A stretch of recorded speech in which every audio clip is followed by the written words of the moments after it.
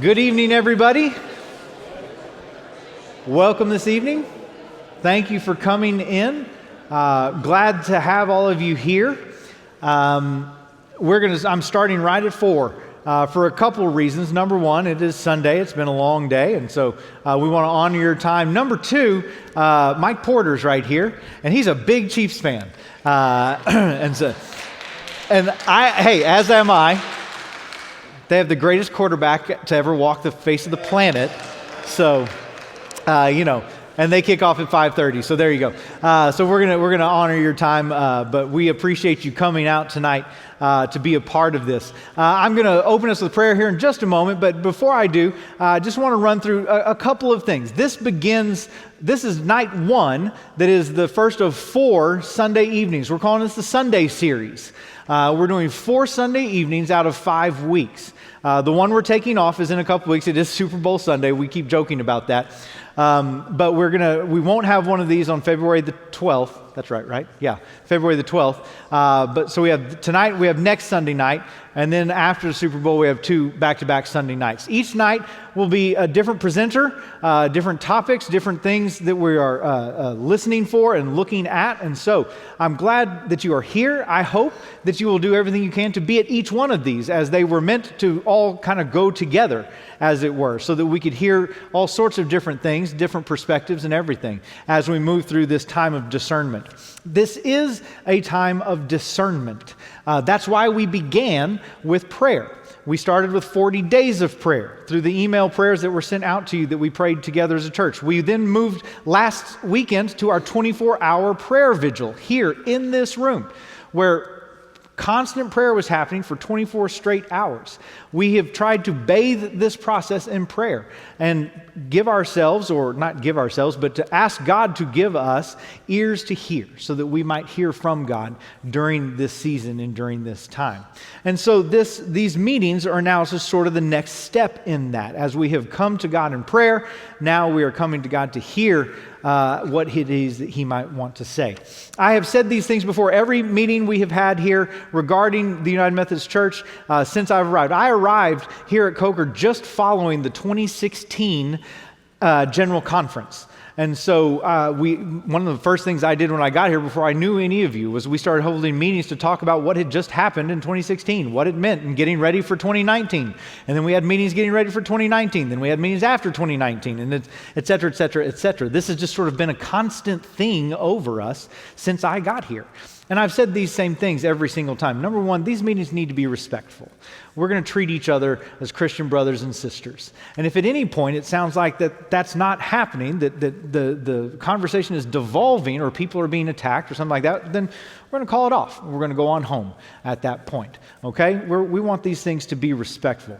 Number two, I just want to say that in this particular situation, there's not a good side and a bad side.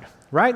There are not the good people and the enemies. That's not what this is about. And so we have friends here tonight, our district superintendent, Greg Hackett, and our friend Karen Horan, who's the director for New Church Development for our conference. These are friends of mine, and they have been friends of mine, I don't even remember, since I've been in this conference, since I've been here. So that would go back to 2007.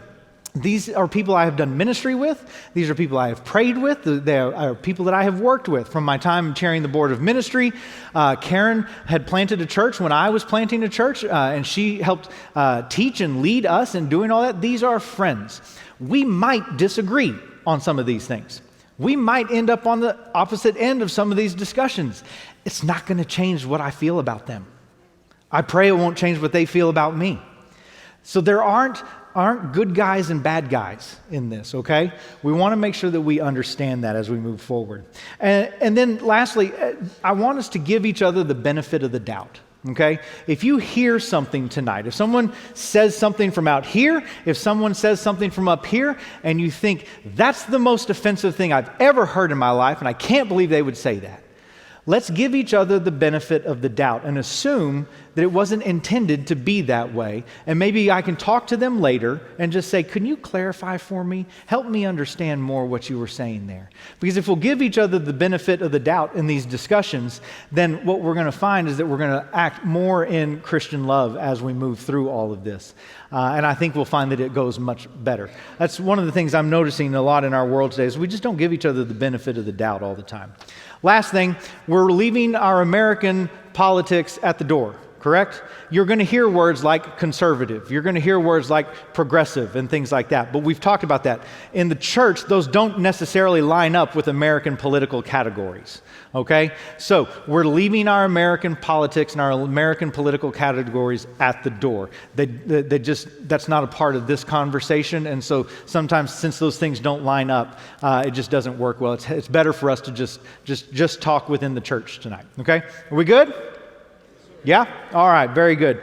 Then let's pray. Gracious God, I want to thank you so much for the time that we have to be together here in this church. I want to thank you for the ministry of this church across decades, Lord, across centuries, and what you have done in this part of San Antonio. And so as we think about our future, as we think about who it is you're calling us to be, where it is you're calling us to go, I ask, Holy Spirit, that you come and speak to us, that you give us ears to hear, that we would have a sensitive heart, that we would hear you, and that we would respond.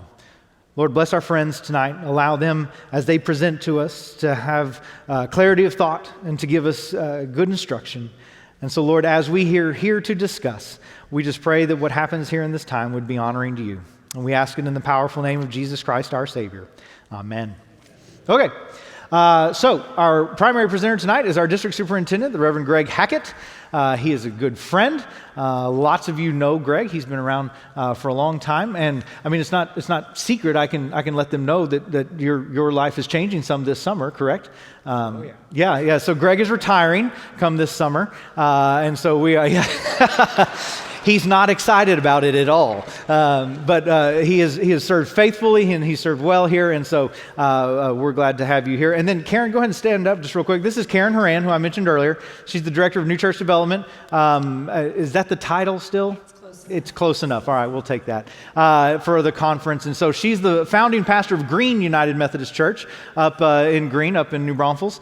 And so she planted that prior to me starting mine, but we got to do a lot of that same journey together in that time period. So they're here to present to us tonight. And then once they finish their presentation, we're going to be really just open up for question and answer at that point. And Damon and Clay will run microphones around and help get that out. And then we'll all three be up here to answer questions that you might have or anything like that. Sound good? All right. Take it away. Thank you. First of all, thank you for taking time out. I know many of you are football fans, and I don't know what the Philadelphia 49er score is, but we're gonna get through it, right? And the game is gonna happen no matter what. But we're gonna get out before the Chiefs play, Mike. I promise you. I already told Clay to cut the air conditioning off at 5. That's okay. I'd like to start with a word of scripture out of Colossians, the 3rd chapter. Therefore, as God's chosen people, holy and dearly beloved, clothe yourselves with compassion, kindness, humility, gentleness, and patience. Bear with each other and forgive whatever grievances you may have against one another. Forgive as the Lord forgave you. And over all these virtues, put on love, which binds them all together in perfect unity. My first memory of your senior pastor was I was going to a meeting in Kerrville at Mount Wesley, and I was driving up I-10, and it was right around lunchtime. And so I pulled off at Fair Oaks and went to the McDonald's there on Fair Oaks, and I'm standing there in the McDonald's in the line, and this young man comes up to me and says, "Well, hi, Greg." And I didn't have the foggiest idea who he was. And that really made me feel guilty, because I really felt that it was very important in our connection. It's very important for us to know each other. And I stewed about that. I got my Happy Meal, and got back in the car and was driving up to Kerrville. And I finally asked somebody who that was, and they said, "Well, that's Adam Knight." And I've never forgotten you since. So and I've always attached you to McDonald's. I don't know why.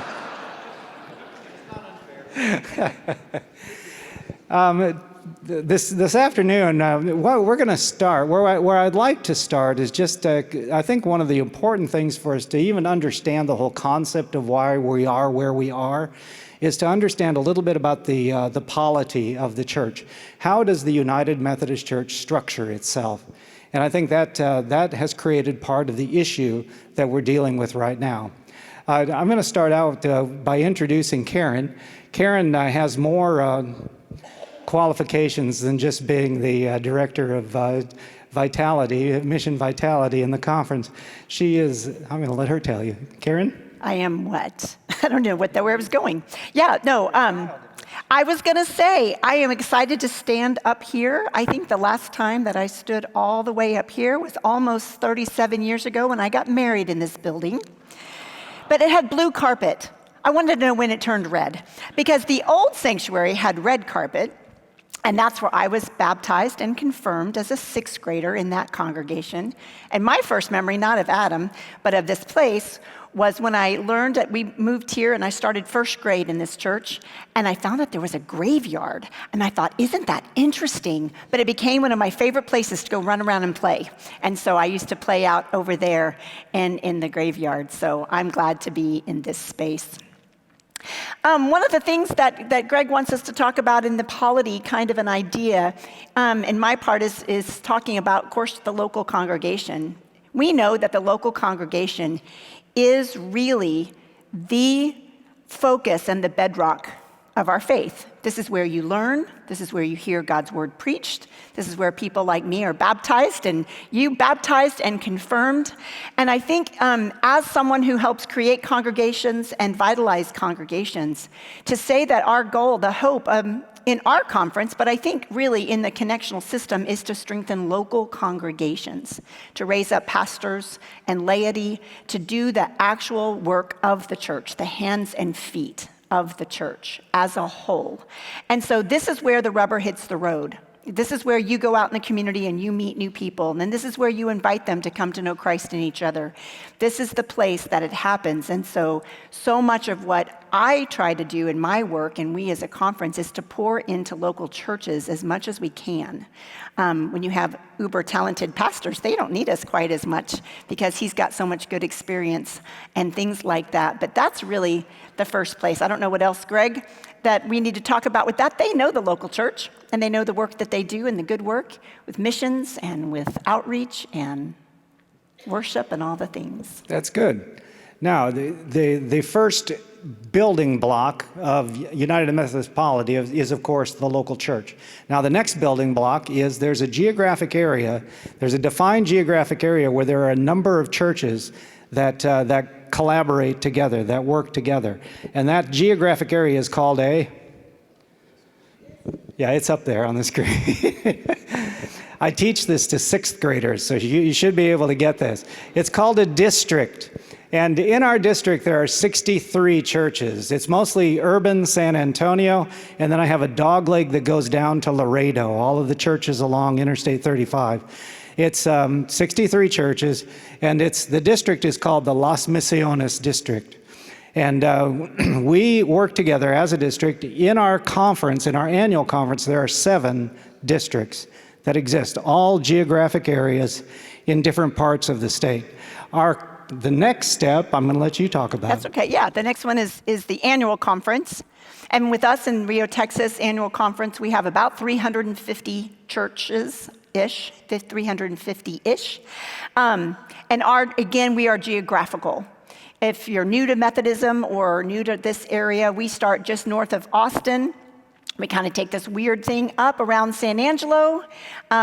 We head down toward Sonora, Del Rio, the entire border, all the way down to Brownsville, back up, Victoria, and then it starts to get a little wonky, right? We come to Columbus on I-10. We go that far, almost toward Houston. It's like Smithville is us, but College Station is not. You kind of take some weird things around North Austin and around. And of course, it's within an annual conference that we make policy and polity for our area. certain things that we vote on it through annual conference, and you guys, many of you have been delegates or have come to either Corpus Christi or McAllen when we had our annual conference there, and that's where we do that business. And so that's where the 7 districts come together. Annual conference is equal laity and clergy. Actually, we end up having a little more laity than clergy, depending on the size of the church. You have more votes. Always within that annual conference, every delegate that's elected from your local congregation to the annual conference has a vote. And so that's where we get that business done. And how often does the annual conference meet? Annually. Very good. 6th graders, just remember, I'm teaching 6th graders. They're really better, yeah. Okay. You've got the local church, you've got a district, which is a larger geographic area, and then you've got a larger geographic area, which is called the annual conference. I think there's 5 in Texas. And then you go into a larger geographic area, which encompasses, I believe, 5 or 7 states. It's states around Texas. It's Texas, Louisiana, Arkansas, Oklahoma, New Mexico, Nebraska, Kansas. Do we say Arkansas? Missouri. And New Mexico, of course. We already said that. So I think 8. So that is called, does anybody know the answer to that one? I hear it. It's the jurisdiction. It's called, and the jurisdiction meets together. It's called the jurisdictional conference. You got the annual conference, then you have the jurisdictional conference. Does anybody know how often the jurisdictional conference meets? I should have known. You got a ringer here. Bill Alt is in here. You've been a delegate to jurisdictional conference, haven't you, Bill? How many times? How many? 4 times? Yeah, jurisdictional conference meets every 4 years. Now, the jurisdictional conference, I want to get my notes so Bill won't call me a liar. Here's the authority that a jurisdictional conference has. They determine the boundaries of the conferences. They elect bishops. They establish jurisdictional conference boards, and they choose representatives to represent the church in the jurisdictional and general conference boards. And they meet quadrennially. The origin of the jurisdictional conference happened in 1939? I think so. I'm bad with those dates. In 1939, the Methodist Protestant Church, the Methodist Episcopal Church South, and the Methodist Episcopal Church merged together. Now, the separation happened because of an issue. Does anybody know what the issue was? Slavery. Yeah, slavery. It happened just before the Civil War. And in 1939, those disparate groups came back together along with the Methodist Protestant Church. Now, there was still some bias that was going on, even in the church at that time. And some of the southern states were a bit suspicious of the northern states. And they didn't, beforehand, in the Methodist Episcopal Church, the entire General Conference elected bishops. And because of the suspicion, the southern churches wanted to elect their own bishops. So they devised the jurisdictional system based out of the Methodist Protestant Church. They devised the jurisdictions so that the jurisdiction elected and had authority over the bishops. So our jurisdiction elects our bishops, and they stay in our jurisdiction. They don't go anywhere outside of that, how many states we named. They don't go out of that area. And the bishops that are elected in Oregon, they don't go out of that area. That's right. They all stay in their jurisdiction. So that's what a jurisdiction is. And so part of what the local areas wanted to do is have some control over who their leaders would be. They didn't want the Yankees. And in some ways, with racism still around, they didn't want to have an African-American bishop serving. And so by having that's just part of the darker parts of our history, that we wanted some of the local control, primarily to keep out the people that we didn't want to be serving as bishops in our area. But the other important part that you'll need to have heard is that they not only elect their own bishops, but they also have authority over those bishops. And that'll be important in just a minute. And so as we keep going, the next larger area, of course, is the General Conference, which is a worldwide conference. It also meets every 4 years. And delegates are elected from the annual conference based on the membership of the annual conference.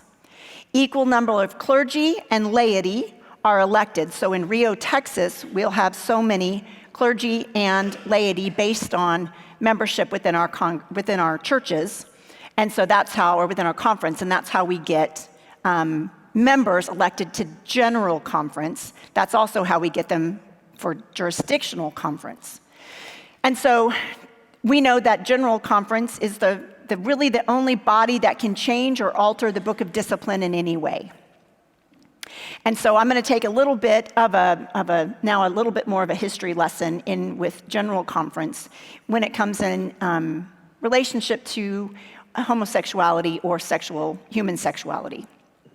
So prior to 1972, there was not any mention of homosexuality or anything about it in our book of discipline.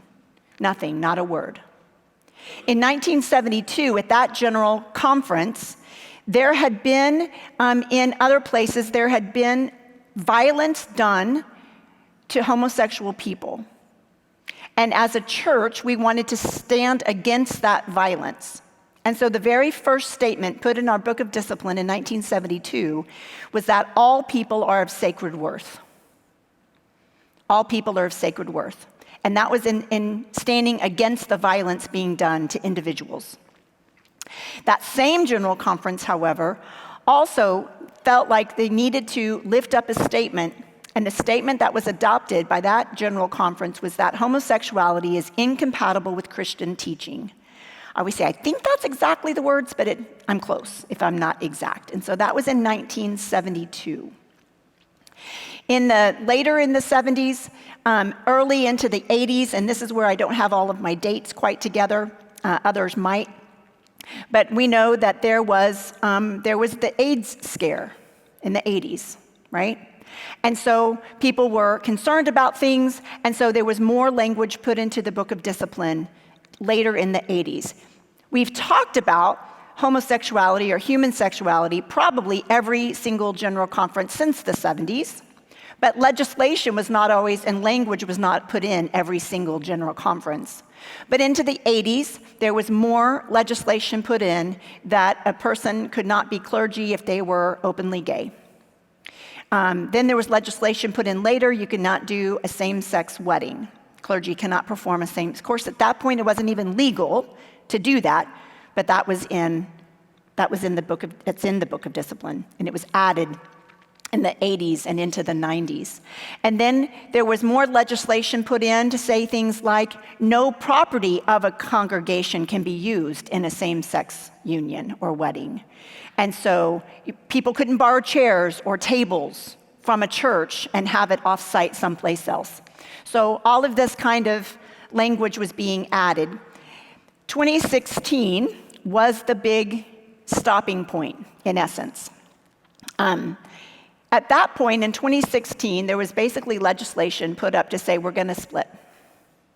And the delegation, the people in the room, by the way, just for you to know, bishops cannot vote at any conference. They do not have a vote at our annual conference. Bishops do not have a vote in the jurisdictional conference. Bishops do not have a vote at general conference. They preside, but they do not vote. And so the delegates of that general conference of 2016 basically said, we want to stop it all. And they looked at the Council of Bishops and said, we want you to make a way forward. And so the bishops, they stopped the whole conference. The bishops kind of went away and came back and said, what we'll do then is we will create a group from all areas, all spectrums of this discussion, and we will come back at a specially called conference in 2019 to do nothing but the business of deciding our stance or our response to this division in human sexuality. They did a typical thing. They formed a committee. Yes, they did. They formed a committee. And our bishop, Schnese, was actually on the Commission of the Way Forward. There was only a couple of bishops. There was laity, there was clergy, there were folks from Africa, from the Philippines, from Eastern Europe, from the United States. There were people, because the Wesley Covenant Association had already been starting, and there were folks from the Wesley Covenant Association. There were folks from the Reconciling Ministries Network folks. This was a wide group of people, and they worked for almost 3 years and came up with a one church plan. Originally, the commission on the way forward was to bring one plan to that body of the General Conference that they would vote yes or no to. However, people on kind of the ends of the spectrum were getting a little anxious about things, and they wanted to have a plan ready in case in case this one didn't go. So the legislation changed that they would get to vote on 3. The one church plan failed. Again, using political names, and I hate labels, but the more conservative model or kinds of legislation was brought before the General Conference, and it passed. By the way, in the United States, our membership over the last 50 years has been declining. In Africa and in the Philippines and in other places, their membership is rising. Right? And of course, we know in those countries, homosexuality is illegal and would not even ever be considered. And so the margin of votes in 2019, Adam, I don't know if you remember exactly, it was like 47 or something, wasn't it? It was about 52-48, something like that. Yeah, 52-48, right? Everything was so clearly still divided. And yet, the more conservative legislation made it through. More legislation was added that included consequences for what happens if a clergy person does a same-sex wedding. There were consequences, or what people called, there were teeth added into the book of discipline, right, that had never been there before. And so the other thing added, and if you don't know this number, you will. It's one of the only paragraphs numbers I know. Paragraph 2553 was written for the sole purpose that that legislation was written not knowing which side was going to quote unquote win, right? Was it going to be the more progressive or one church model, or was it going to be the more conservative? The one church model is moderate. Is there going to be this one, or is there going to be this one? And so 2553 was written so that churches had a way out, because we all believed that there was going to be 2 different brands, if you will, of Methodism. One that was a little more conservative and one that was moderate or a little more progressive. And so it was written so that there would be a way for churches to be connected to whatever denomination. The problem is 2 things. 2553 has an expiration date. It expires in December 31st of 2023. Why would they do that? Well, the next regular General Conference is supposed to happen in 2020. Typically, they happen in August. What was happening by August of 2020? COVID. Now, there had already been plans, 2 other things that were important that you need to know. One is that there was a plan to create a protocol to be brought up in 2020, which would have created an identical process for the entire denomination of what it would look like to disaffiliate.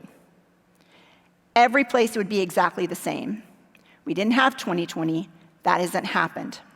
The other thing that happened is at or right after that General Conference, there was a group that came and addressed the Council of Bishops or requested something through the bishops, and they said, look, there's all of these teeth, all of these kinds of consequences that have just been added as of 2019 that'll begin in January. If we get to the protocol in 2020, can we hold all charges in abeyance until the next General Conference? So if you remember, during COVID, the courtrooms couldn't meet, and they couldn't figure out Zoom at first, right? And so people who were charged with a crime were sitting in jail someplace, but they didn't have their trial. Everything was held in abeyance. It was just held until they could meet in court again. And so they requested, and it was granted permission that all charges would be held in abeyance until the next General Conference, which of course they thought would be 2020. Then we thought, well, that's called 2021. Even in the United States, we were still closed down in many places in 2021. While lots of people thought there was all of these conspiracy theories around why it didn't happen in 2022, while we in the United States had easy access to vaccines, villages in Africa, parts of the Philippines, and other places did not have access to the same vaccines. And our State Department was not comfortable having folks travel in from countries that where they have not been vaccinated. There was a lot of talk about, can we do General Conference from 2020? In 22, can we do it electronically? We've learned Zoom. We figured this kind of thing out. But around that same 21, 22, right, there were all these things, all these theories about China hacking into things and elections being messed up, right? All of the things.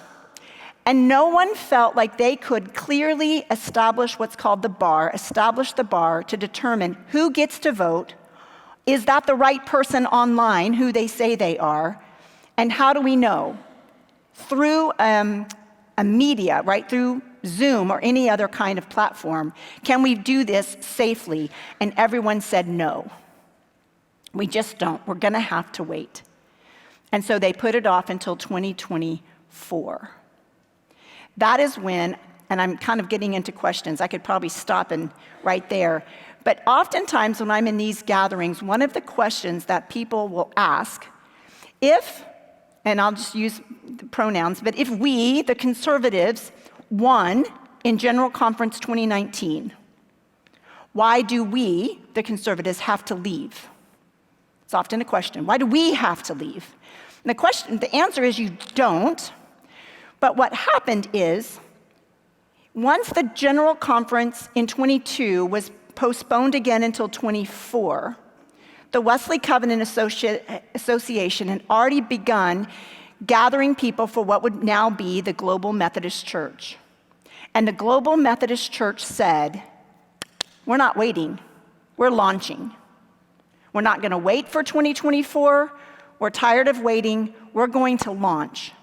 And what that did is that meant people who, or churches, individual or churches, if you wanted to join the WCA, then you would be invited to join the Global Methodist Church. I said WCA. You would be invited to join the Global Methodist Church. And that's the only reason why you would have to leave the United Methodist Church. Does that make sense? Some have said, I heard Leah, I never can remember Leah's last name, hyphenated, from Global Methodist. Hitty Gregory, thank you. I heard her even say in one of the gatherings that I said, she said, there's some that kind of almost wish we'd waited. If we had waited, it would have rolled out differently. But that's the reason why the more conservative churches will have to leave, even though 2019 went in their favor. Does that make any sense? Yes, sir. Well, hey, okay. Before we start taking questions, because we'll run microphones around and everything like that. So let's have an end whenever y'all are done, and then we'll start Let's taking. Let's go ahead and, so open that's for kind questions. Okay, I'm going to get the runners. Yeah, that is kind of. Where's Clay? I'm going to get the walkers. Okay, David, run to the back. Here you go. Yes. There you go, Clay. And just to let y'all know, I'm going to stand up now, just in case you have a question for me or something. But I can offer the perspective. Y'all have heard me say just about everything Karen just said 1,000 times, Sorry. right? No. That's good. They need to hear that it's not just me, right? No. They need to hear it from somebody else. So that's perfectly fine. David, go ahead. I was just wondering if the Global Methodist Church is conservative. What is the United Methodist Church if they don't change the discipline? Conservative. Nothing would change. If the discipline doesn't change, then what people are hoping for is that, again, this protocol that never happened, the hard part of the protocol that didn't happen is that it would have created, like I said, a streamline that every single conference would have followed. And the goal of that original protocol was to try to keep local churches from having to vote. But what happened is each conference then had to create their own process.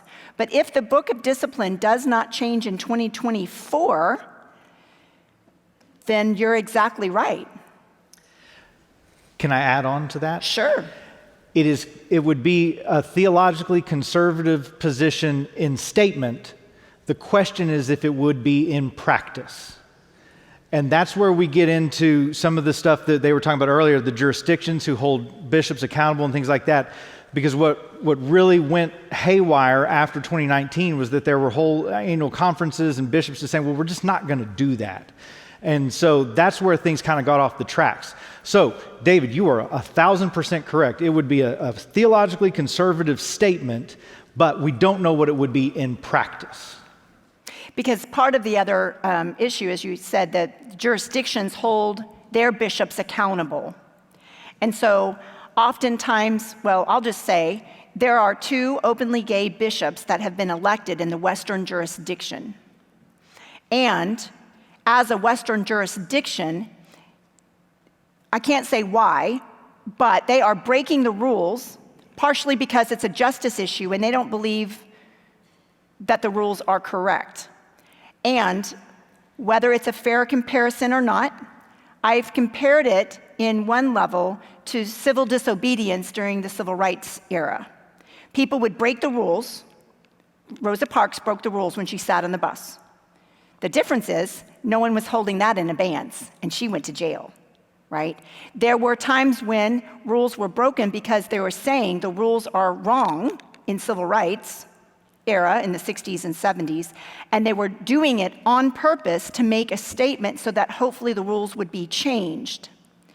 The hard part for many of us is that because this abeyance has happened and being honored, then there are no consequences. And that jurisdiction is the only one who can hold their bishops accountable. And if as a jurisdiction, they're saying, but this is the rules we want changed, we're not necessarily going to do that, that's when we're talking about a lived out practice of the written rules. And so some are hoping that some of those rules may change in 24. We don't know that. No one expected 2019 to happen the way it did.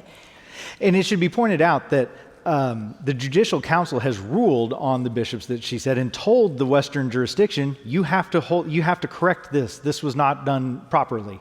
And as a jurisdiction, they have said, no, we're not going to do that. And so y'all were much kinder than I am when I described the jurisdictions and system and how we got there. I say it's rooted in our racist sin. Okay, and well, when you I have, just, yes, I was when being you have kind. things rooted in sin, you end up with other problems, right? Yes. And so, yeah, that's Yes. right. Damon.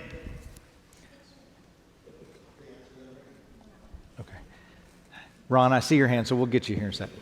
Yeah, Hang on, Ron. Just let me get you after Walter. Yeah, Walt Wilson. To the point of whether UMC is conservative in practice or in the word, in the discipline, there are bishops within the United Methodist Church who question the eternal divinity of Christ. There are bishops in the United Methodist Church that question the reality of the resurrection. Now, these are basic, what did Wesley call those? Tenets of the faith. Tenets of the faith, and there's other words for it. That's one of those who are advocating disaffiliation are being pointed out as that's disinformation. That's misleading. That is incorrect to say that the United Methodist Church is ignoring those key tenets of virgin birth, resurrection, divinity of Christ. And yet it seems like that some of our leaders, who though they don't vote, they're very bishops, or turns out they're quite influential, are not following what should be a basic tenet. And then we see within our own district, our own conference, I heard Bishop Stacey say that he would has and would continue to strictly follow the discipline. And it's my understanding that's not true. Maybe for civil protest, or he thinks it's wrong, or for whatever reason, it's my understanding that he has in fact appointed active homosexual pastors and clergy within our own conference. So my question is, given the disobedience to the discipline, how can we be sure that whatever happens in the UMC in the future will actually follow the discipline, whatever it is, whether it's a conservative one, a liberal one, or progressive one, or one that has no change to what we consider the key tenets of Christianity, much less Methodism? How can we be sure that we'll be part of a faith that will do that?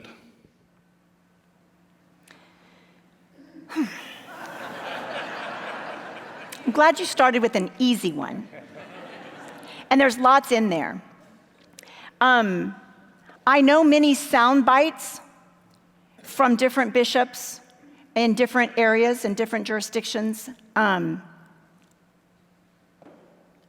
those kinds of things. I did get to meet one bishop where a sound bite had been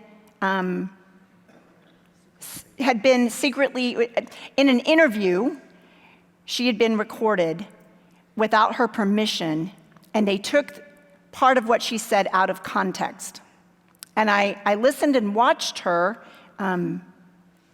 completely say, when someone is asking me to tease out parts and pieces, when you get down, but she said, I can stand very clearly and say our Apostles' Creed, our Nicene Creed. And I believe that.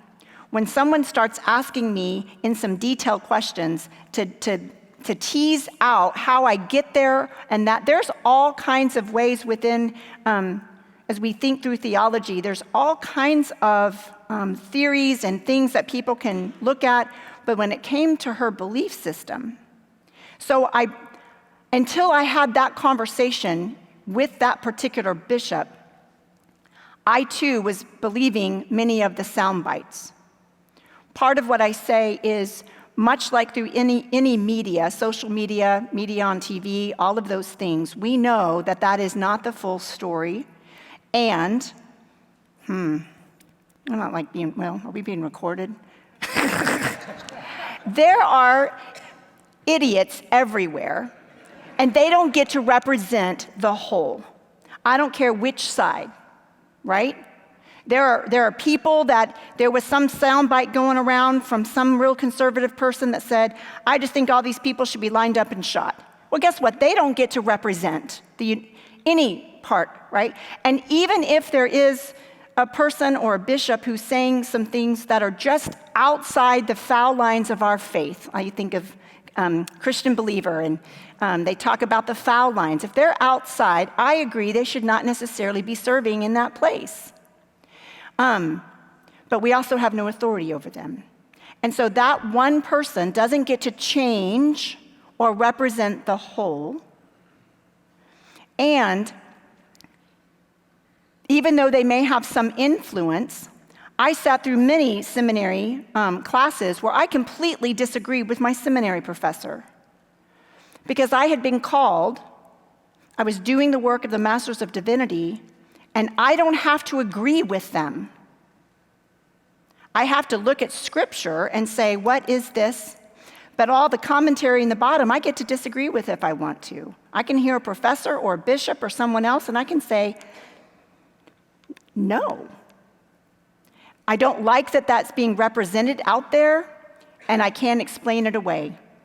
But that doesn't mean that we're on this strange, slippery slope that all bishops and all of the United Methodist Church is going to go to hell in a handbag, because we've got a few that are idiots. Go ahead. About our bishop appointing someone, number one, this person is a local pastor. Which, oh yeah. And the person is a local pastor, and actually the DSs manage that. And I think the best person to talk about clergy credentialing is the former chair of the Board of Ministry. And the guidelines, and Are you sure you want me to? boy, I mean, we go Well, through a process, yeah. don't we? we do, but I will say a licensed local pastor is under appointment just like everybody else. And the Book of Discipline is quite clear that a person who is in a self-avowed practicing homosexual relationship may not be appointed, may not have an appointment.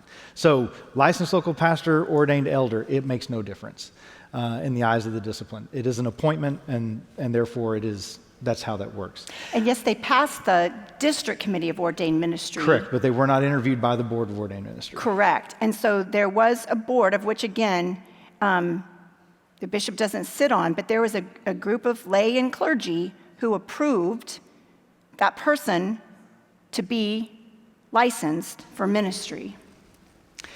In their district. In their district. Not representative of the entire annual conference. Exactly. Only in their district. In their district. So here Yeah. again, it's sort of bifurcated down. I really appreciate Karen and what she said about, certain people don't get to represent the entirety of the church. And there is, that is a true statement. Bishops are consecrated to the work of being a bishop for the entire church, even if they are bishop over a single annual conference and in a certain jurisdiction. As the council of bishops, they serve together in governance over the entirety of the church in that sense. I will give the bishops the benefit of the doubt, as I have asked everybody to do tonight. I have heard them say things on podcasts that I feel like I got a pretty good sense of the context that I thought, I'm not okay with that. Some of these bishops that I'm hearing about. I will speak on my own behalf, my own experience, having served for 6 years as the chair of the Board of Ordained Ministry and having been sent hither and yon in the connection to all sorts of national meetings as we talked about how we interview and what we are looking for and the theology that we're testing for and all these sorts of things. I came out of that time somewhat concerned about the theological development within the church. That's probably the best way that I can put it. I was in conversations that at times I never thought I'd be in this conversation here with other chairs of boards of ordained ministry and talking about these things. So I think the theological discussion is an important one, which is why we've structured some of these meetings the way that we have. For instance, next week, here's a plug for next week, Paul Escamilla will be coming in to have a theological conversation with me. And so for those of you who know Paul, he's an outstanding pastor, wonderful thinker, and really, really top-notch in all this. And so he and I get to have a conversation about some of this and the theological issues. He served with me on the Board of Ordained Ministry. And so Followed you as the chair. I'm sorry? Followed you as the chair. He followed me as the chair. That took some convincing, but he did. And so, Walt, I hear what you're saying, and I echo what they're saying, but I perhaps have a different perspective. As Greg said, the people who are under appointment are licensed local pastors, which means they were not interviewed by the Board of Ordained Ministry. They were simply interviewed by their district. And that district decided, well, we want them in this. And that is an appointment, which currently would be barred by the Book of Discipline. So that is a question to ask, not of this district superintendent, but of the one up there where that appointment happened. And is part-time, and part of it, that church, as Bishop said, if you went to any of his gatherings, there are churches in our conference that have actually said, and if there is, because we do so much ministry with the gay community around us, if there is a pastor that is gay, that would be fine with us.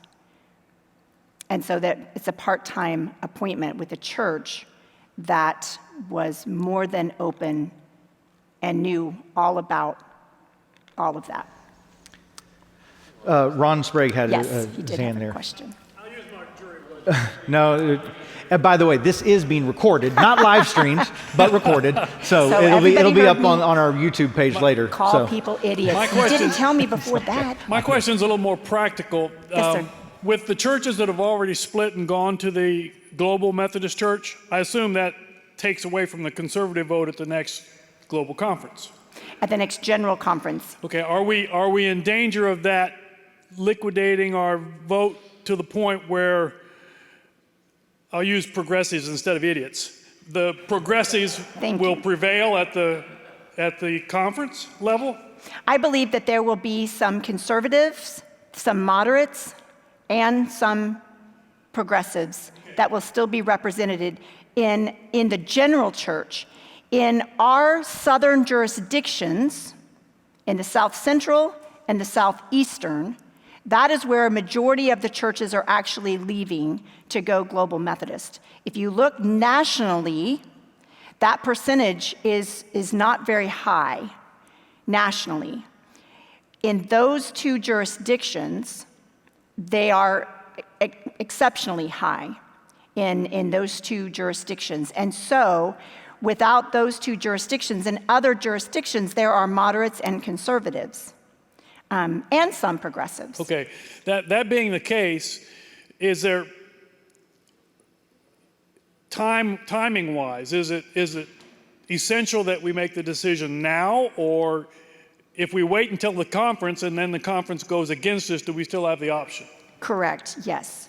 So, yeah, you've got numbers from that letter, don't you, Greg? Yeah, just to kind of put it in some perspective, we just got an update. The United Methodist Church has roughly 30,500 congregations in the United States, I believe, right? Yes. And as of this writing, this was just this week, approximately 2,500 have discerned to exit the denomination. That's 92% have currently decided to remain United Methodist. So we have in our conference about 70% have decided to remain United Methodist. So Or not enter the discernment. are not in the discernment And process. some have entered the discernment and said, we want to recant that. We're going to stop the discernment process and wait until 24. So we have a larger percentage of churches that have entered the discernment process than if you look nationally. Is it going to affect the vote? Probably not significantly. I mean, but it will. You're correct. It can't not. It has to. When you've got jurisdictions that don't have as many votes anymore because they've lost members to the Global Methodist Church, then those that would be representing there could be more moderate to progressive. But nationally, there still have been and will be those. The second part of your question is if any church, and many have said, we are not doing any discerning around this issue until 2024. Sierra Vista in San Angelo is one of the largest that have done that. Recently, Alma Heights has said they're waiting. So there are some of these larger churches. And because 2553, paragraph 2553 expires in December 31st, 2023, then our Board of Trustees has already looked at a paragraph 2549, which has always existed in the Book of Discipline. 2549 is how churches are closed. That's the paragraph that's used when there are 8 people left at a church, they're all over 80, and they're like, we're tired, we can't do this anymore. And so we take all of their historical data and we archive it, which, by the way, if you disaffiliate, all the historical data of any local church is no longer United Methodist. That will be collected and archived in the United Methodist Conference Center. All your membership records, your baptism records, my wedding record, all of that will come to the conference because the local church is no longer United Methodist, but a new church in a new denomination or independent. So it's a clean slate, right? So all of that information gets archived. And so that's true whether it's 2553 or 2549.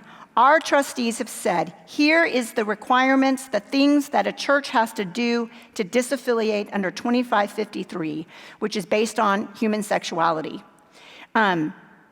If that paragraph expires, the same list, the same requirements will be applied to 2549. Here's the interesting caveat. Here's the difference. If a church disaffiliates, they will come before an annual conference at some point, and the annual conference votes. Prior to that annual conference, the church will have to done the deed work to make sure there's no liens on the deed, there's no, what do you call it when it goes back, reversion clause, all of these things. And all of that will be turned into the current year apportionments, the next 12 months apportionments, all of the things, the pension and liability responsibilities, turned in a week or two to the trustees. They'll make sure everything is in place. As soon as the annual conference votes to release that congregation, our trustees sign the deed and basically hand it back over to the newly incorporated, because you've already done the incorporation work, the newly incorporated church. If 2553 ends, when it ends, and a church wants to leave under 2549, they basically will come and say, we are closing as a United Methodist Church. As in 2553 even, the deed work comes to the trustees, and the trustees have to sign that deed over to the new entity. They would say, we're closing as a United Methodist Church, and we are opening as a Global Methodist Church or an independent church. And the process would be the same. The scary part for people is to trust that they will actually sign that paper. But it's no different than trusting under 2553. And our bishop has been very clear. He does not want to try to keep churches that want to go. We are, as an annual conference, we are not asking people to pay anything for their property. You do not have to repay any loans or any grants that you've been given. For example, there's new churches that I've helped start in the last 3 or 4 years that we've given about $320,000 to that church. They got the last of their funds in August, September, and they're discerning if they're going to disaffiliate or not. And no one's going to come and say, you've got to pay that $20,000 back. We're not trying. Why in the world would there be a bait and switch under a different paragraph when it's the same board of trustees?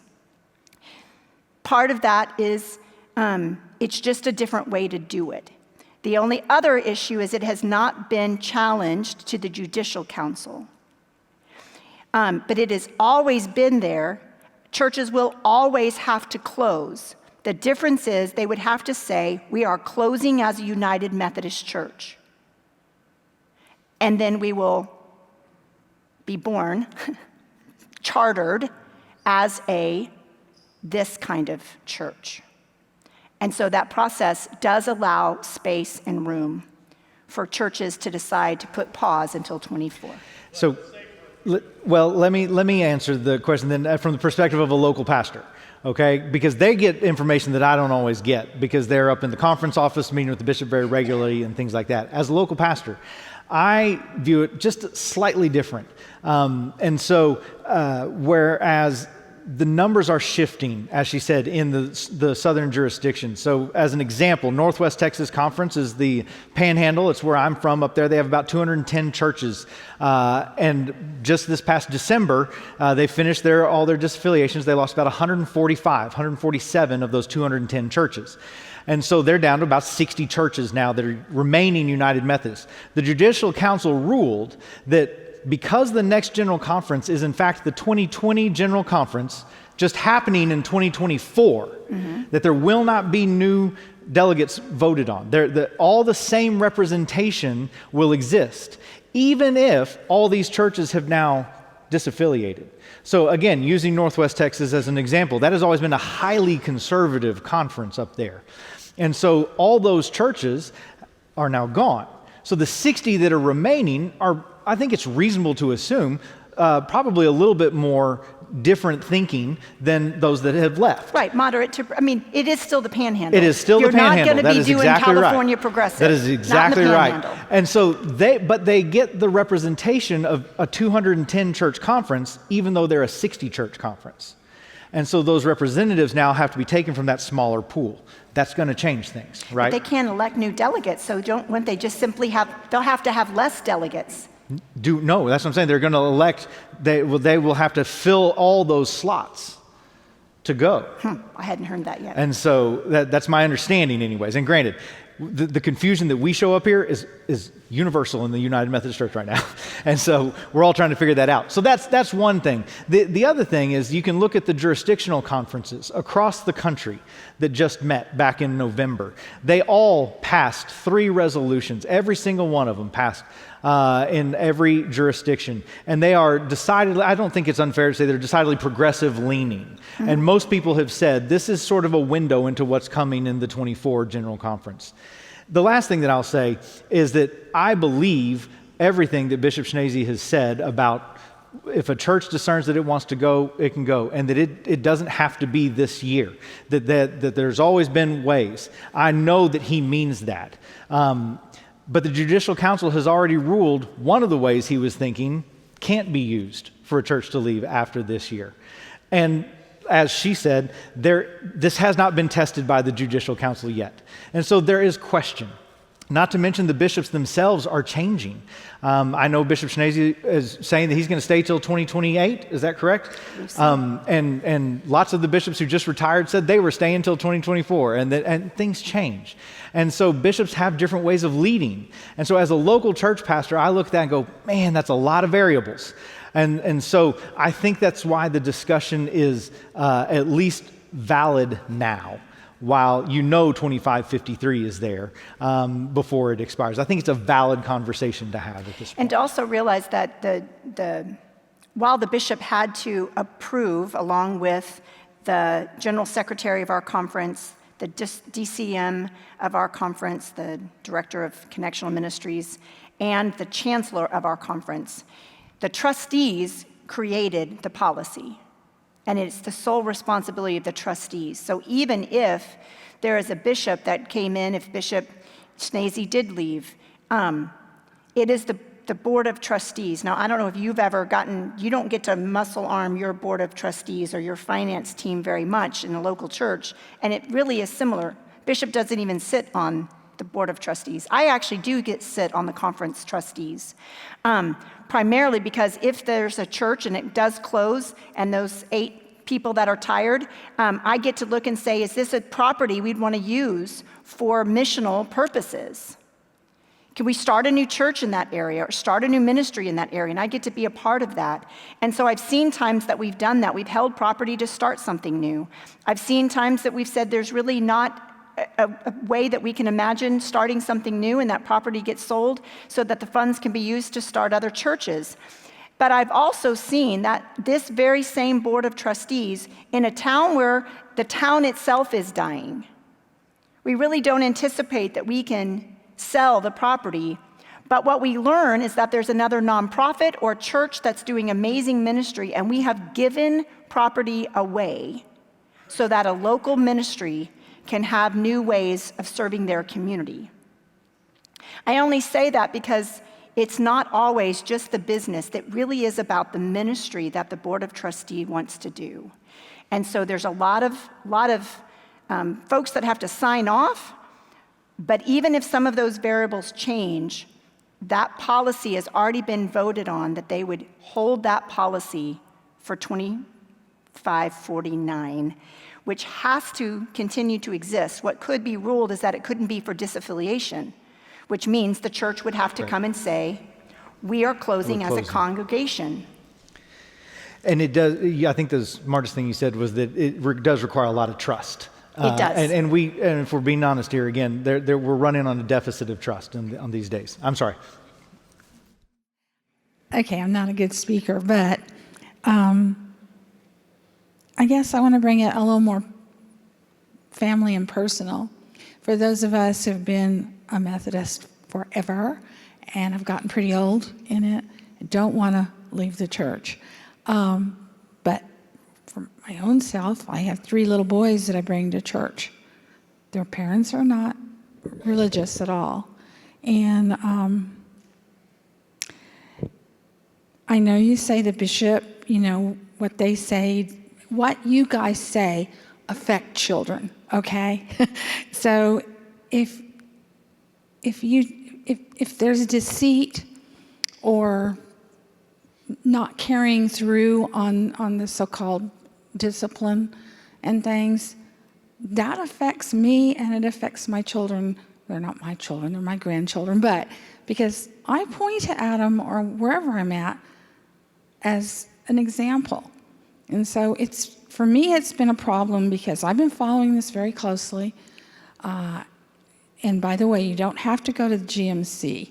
There's other ways to disaffiliate and not join anything. That's correct. But so I just want to bring it down to that is where I'm at, and maybe I don't know about anybody else, parents with children.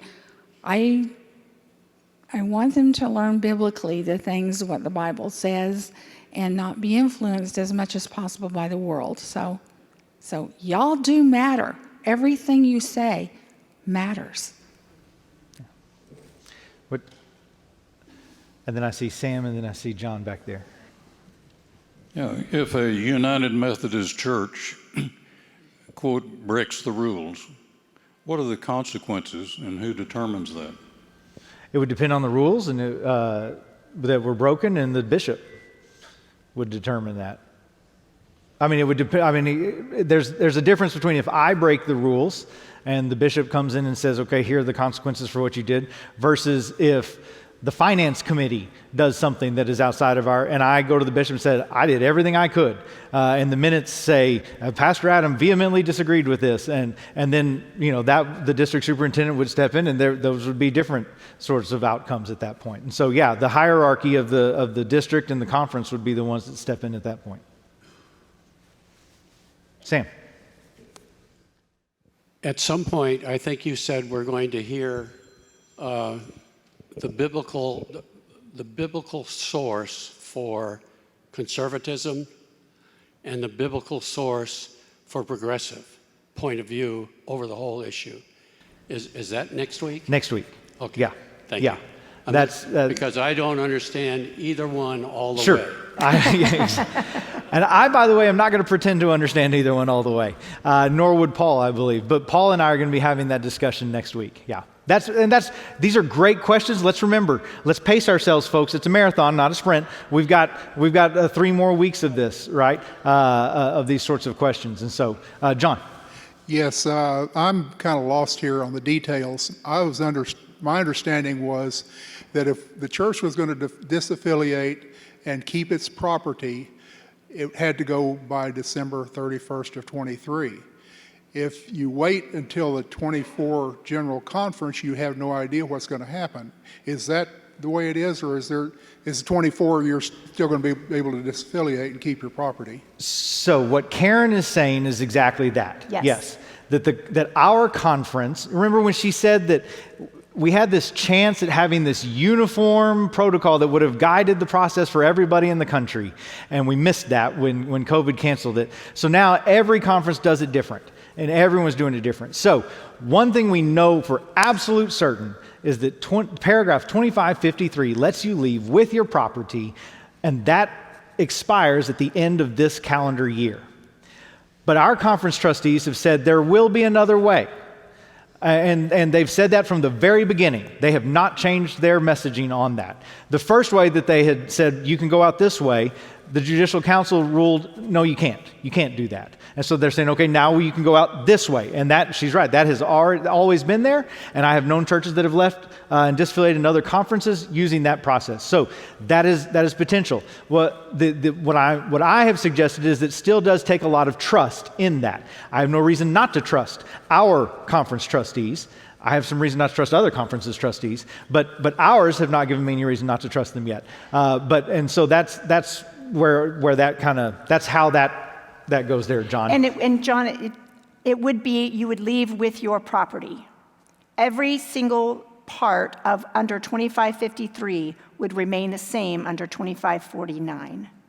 So you would be able to leave with your property. And I think the primary purpose of this was paragraph 2553 was voted on by the General Conference in order for churches to have a choice after General Conference made a decision in 2020. So they were going to give them until 2023 to make a decision. Since that's been delayed, our trustees, in principle, have felt that the principle is still good.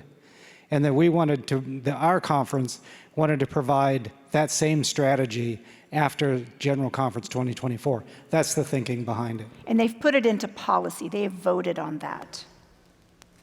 Damon?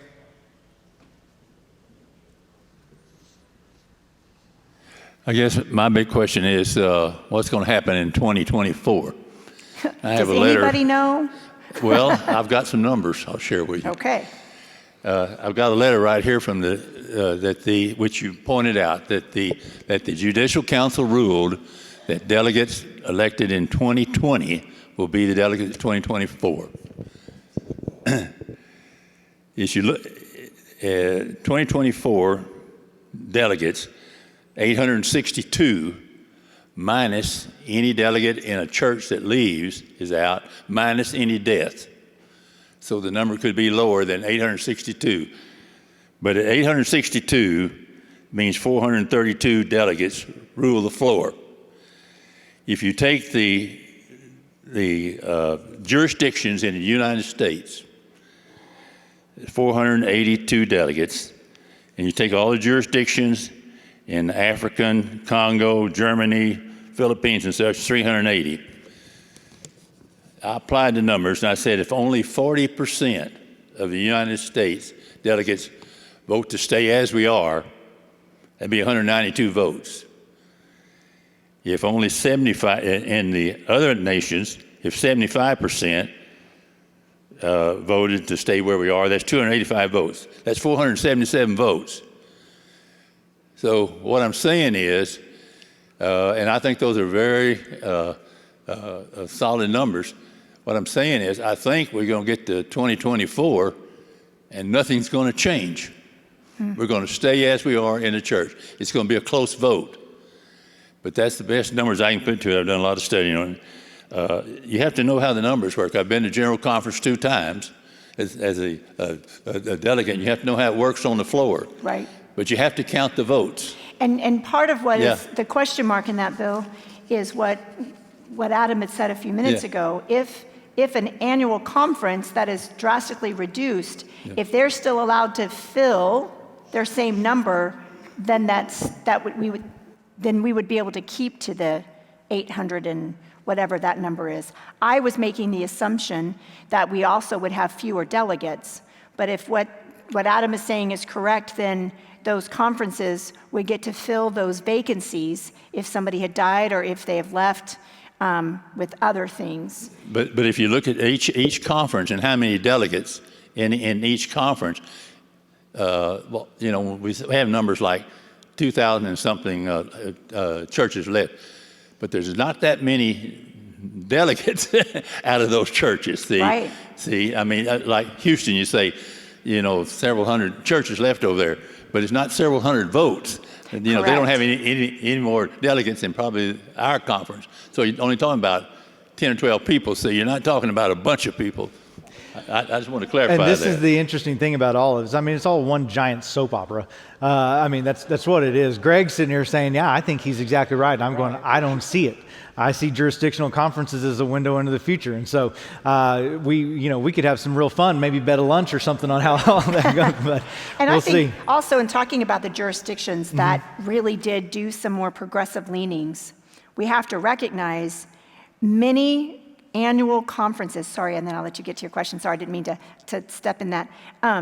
Many annual conferences, including the Texas Annual Conference and even the Rio, Texas Conference, those who are at that annual conference electing those delegates, there was a swing toward electing more progressive folks to our people, the representatives in this room and every church that our conference elected slightly more progressive clergy for sure. Maybe not so much laity, but even some in that.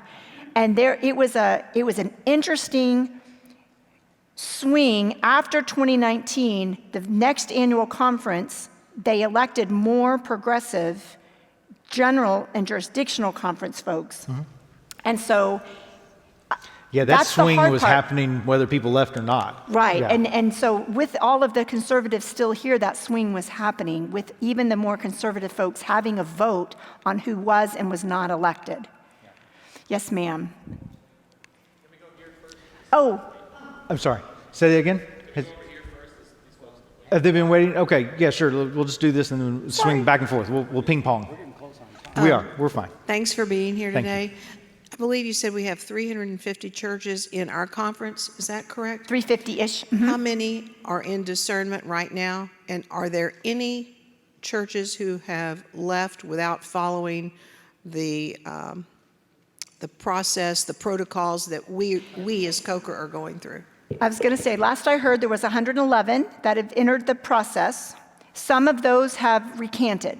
They said, we want to leave the process, so I don't know. But around 111 was the last number, according in our cabinet meeting last week, of how many have entered into discernment. There are some that have told their district superintendent they're just done, they're not going to do anything. I don't know where that will lead. But some have said, some of the smaller ones, one or two, I think, said yeah. It's about 3. Okay, I knew They're very small, very small churches that said, we're not doing anything, we're just going to leave. and less than 10 have completed the process. Yes, I was going to say less than 10 have actually finished the process and voted to disaffiliate. I think there's 7, was the last count that I had. 7 churches have finished the process and voted to disaffiliate. So that's kind of where the numbers are right now. About 350-ish churches, 111 in discernment, some of which have said more recently, and they were still on the list, we're going to stop discerning. We're going to stop the process and wait till 24. And then just a handful, I think mainly in the West District, that are saying we're not doing the process. And so there will have to eventually be a decision if what happens in that breach. When you're looking nationally, I appreciate the numbers that y'all shared, the 92% nationally, things like that. Those are important. I would also say, though, I'm paying less attention to the numbers, the raw numbers of churches, and I'm paying more attention to which churches are doing this and which churches are headed in that direction. That's just me, personally. That's what I'm looking at. So, yeah. It's your turn. In August of this past year, we opened up our beautiful new COCR columbarium. I think a lot of y'all have seen it, and it's gorgeous. Those of us who worked on it, we knew this was our COCR United Methodist Church columbarium. There are several people buried there already who are United Methodists, and this is just food for thought. My mother is buried there, Cradle Methodist. I come from a long line of Methodist ministers, a whole history of Methodism. I just want to make the point that if we leave this wonderful denomination, that is going to go with you. And I think there are some of us who feel very strongly about our United Methodist roots that might affect our opinion on whether we stay with the columbarium or we remove some people if we need to. It's just something I had to get off my chest. There was back here. Oh, yeah, it's, Clay right here he had his hand up earlier. I just wanted to make sure that I got this straight, that Pastor Knight, you said that your understanding is that even though the number of churches have left different conferences, if they truly still get that same number of delegates, then those are going to be replaced with the churches that are left in that conference, which sounds like is going to be more of the progressive churches.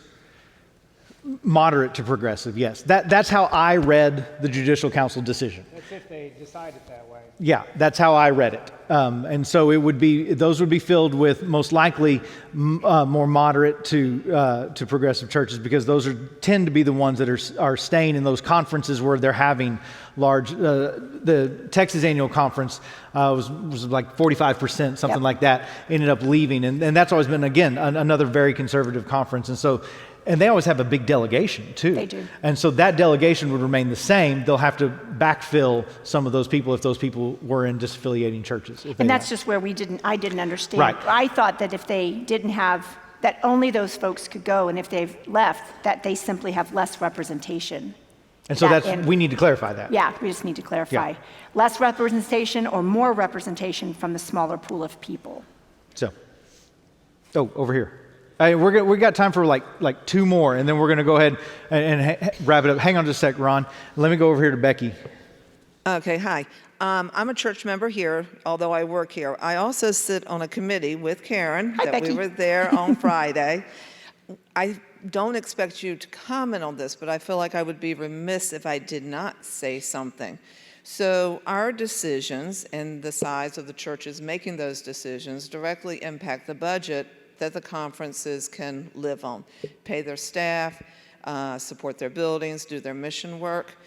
As churches leave, there is a possibility that the conferences would be redistricted or realigned. And as anybody who has been in business over the last 40 years knows, the word reorg, downsize, and all of that, that could impact the people at the conferences, obviously. So here's where I do a hum.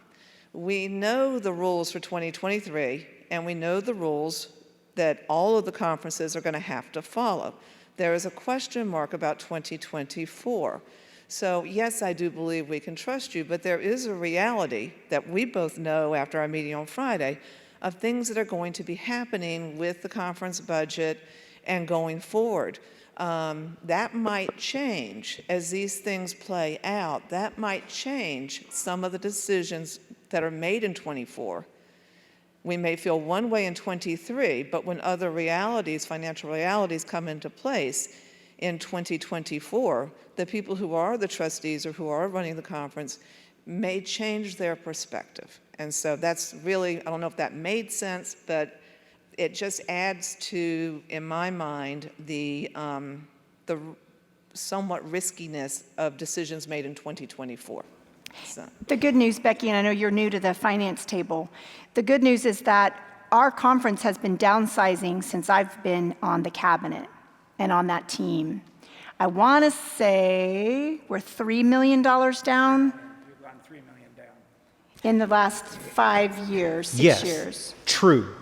Also true, our apportionments have gone up since I've been here. Well, that's because your financial strength has gone up. Right. Well, nevertheless, I'm just saying, I get the conference budget has come down. I've been there. I've voted on it every year. You said that it's because our financial strength and the strength of the church has gone up. Exactly. He's giving us props. It's like saying, if you ask your members to tithe, and I bring home $2,000 a paycheck, then my tithe is $200. But if I get this great new job and my new paycheck is now $6,000, then my tithe goes up.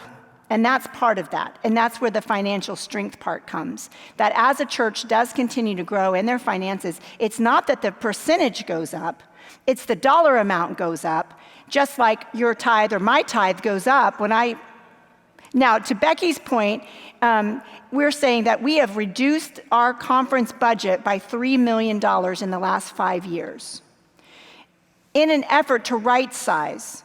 Part of the right sizing is a 2-year lag. You remember even when you were planting a church, once you charter, you don't start paying apportionments for almost 3 years because of the 2-year lag.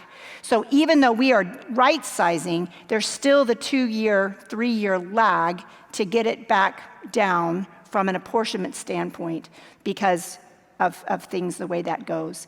Becky, what I heard you saying, and I'll say it maybe a little more pointedly, what I heard you say is you're wondering if the financial strength of the conference lessens, will we change our mind and charge more or do things differently in 24? That is hard for me to address because it's an integrity issue for me. And I can't ask people to trust, but it is. It's just an integrity issue.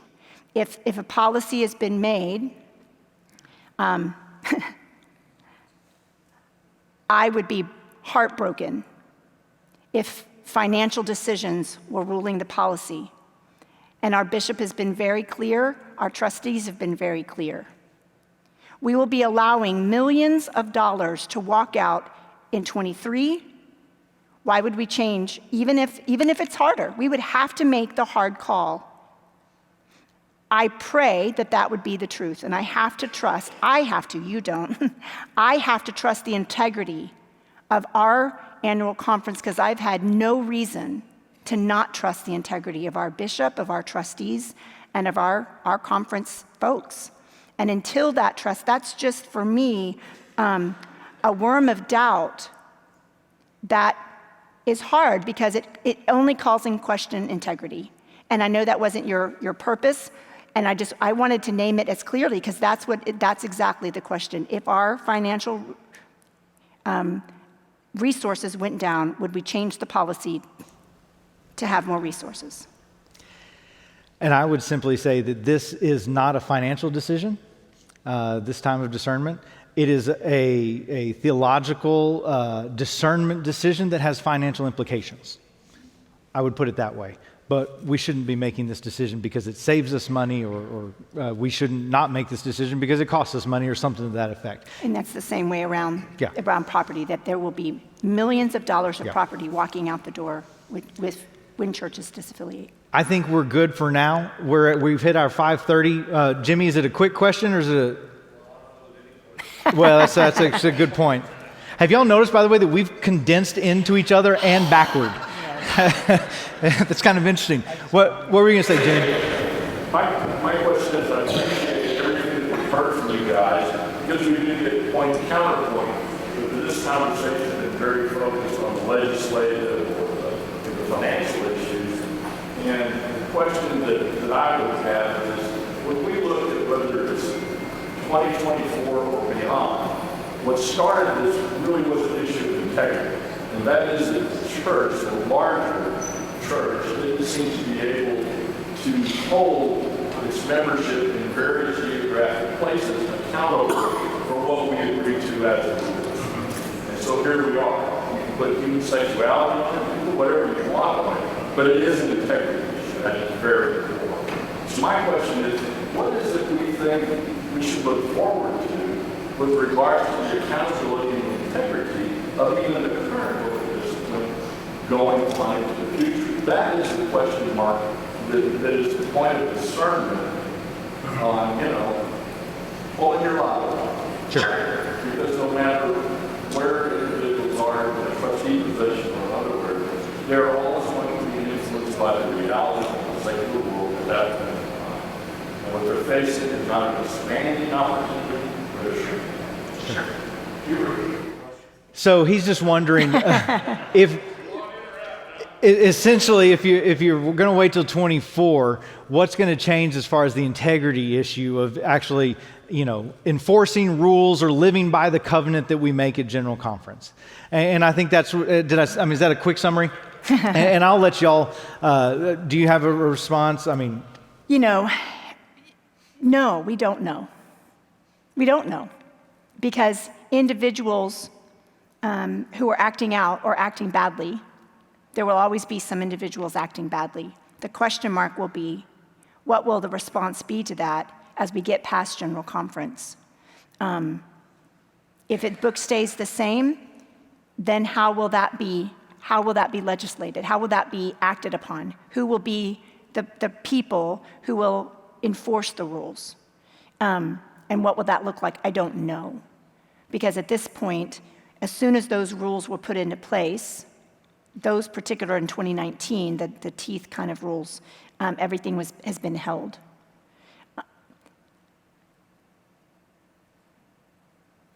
And so I don't feel like I can even speak in a way, because I don't know either.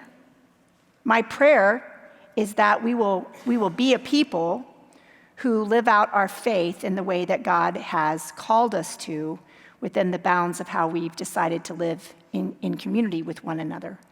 I know your theological one is tomorrow or next week, but I've been reading and trying to look at Scripture about how and when the rules changed in Scripture.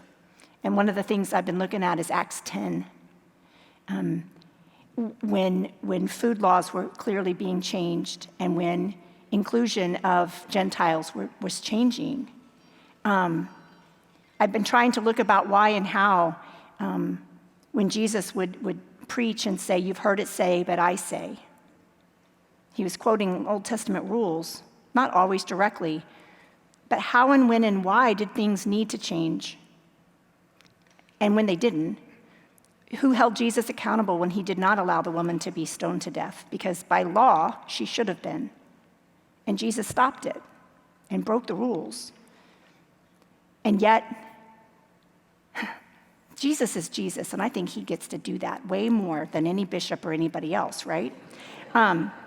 And so I can't even say I have full faith in the wideness of the church. I have full faith in our conference and the integrity of it. I, too, have lost some faith in some individuals in other parts of our denomination. You want to say something? I just wanted to close with a story. I was in a church, and we were looking at a building, adding a building on. And they hadn't added a building on in 50 years. And there was a little bit of resistance to it. And we had a building committee. And one of the people on the building committee also happened to be our church treasurer. He wrote the checks and everything. He took everything, he did it at home. This was a country church. And he did it with paper ledgers, and he did everything at home. And he was against everything. And it was going to cost too much money. We're never going to raise that much money.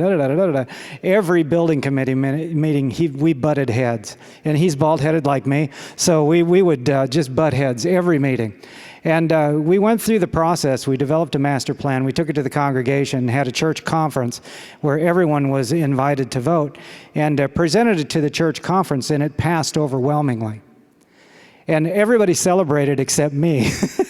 Because I knew I was going to have to deal with Harold and deal with him and keep butting heads with him, because I was going to have to get checks for the contractors and things like that. And we had a contractor and everything came in, and he just fell right in line. He started writing checks. He started asking good questions. He was fully supportive of the project. And I was baffled. So I went up to him and I said, "Harold, I don't understand. We butted heads for 3 years. Why the change?" And he said, "Greg," he said, "I believe that when the church gathers together, the Holy Spirit is there. And when the body makes a decision, then the Holy Spirit is in that decision. And I am not going to stand against the Holy Spirit." Amen. I saw him 2 years later. I went to a funeral, and I asked him about the new building. And he said, "Greg, it's the best thing we've ever done." And I appreciated him.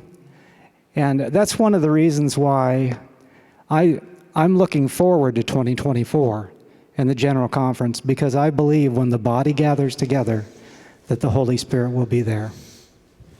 And I love that story, and I would echo that. I hope that that's it. I personally don't believe that we're not trying to solve a legislative problem in 24, right? And I don't have reason right now to believe that everyone's going to leave 24 going, "All right, we're all on board." I hope I'm wrong. I desperately hope I'm wrong. But I think that's why this is a worthy conversation now. I just don't know that 24 is going to solve the problem, because it's not a legislative problem. And so that's just sort of where we are. All right, we're done here for tonight. Remember, this is just week 1. Next week, 4 o'clock here in the sanctuary, Paul Escamilla and myself will be having an interesting discussion, I hope. I'm going to ask that you might budget about this amount of time, maybe even a little bit more. We will offer a bathroom break because we're going to take questions written down next week. So while we're collecting those and kind of going over those, you'll get a break, things like that. But it should be a good discussion. Thank you so much for being here tonight. Karen, do you mind praying us out? Goodness. I like to touch people when I pray. Sorry. You can touch somebody next to you. Hold a hand or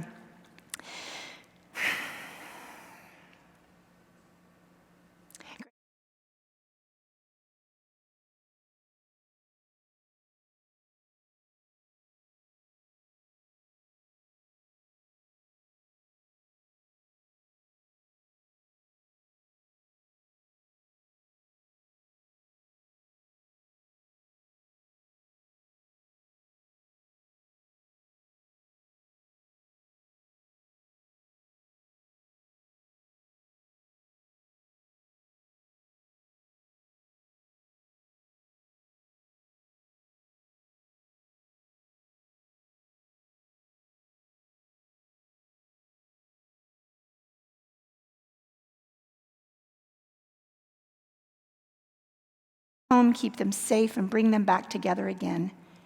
And thank you, Lord, for this time. We love you. It's in Jesus' name we pray. Amen. Amen. Thank you all for coming out. We appreciate it.